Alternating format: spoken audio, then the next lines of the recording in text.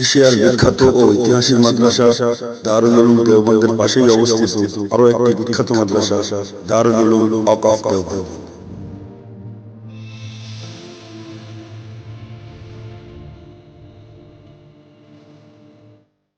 কারি তৈয়ব সাহেব রহমতুল্লাহ আলাইহি, যিনি দারুল উলুম দেওবন্দের সবথেকে বেশি দিনের মুহতামিম বা প্রিন্সিপাল ছিলেন, মূলত তার হাত ধরেই 1982 সালে দারুল উলুম ওয়াকফ দেওবন্দের প্রতিষ্ঠা হয়।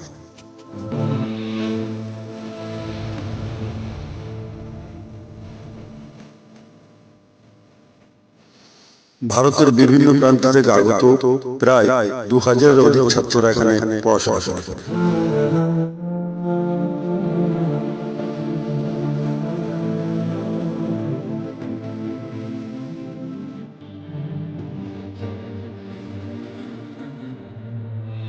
ইসলাম ধর্মের বুনিয়াদী শিক্ষা অর্থাৎ প্রাথমিক শিক্ষা থেকে শুরু করে সর্বোচ্চ শিক্ষার ব্যবস্থা এখানে আছে।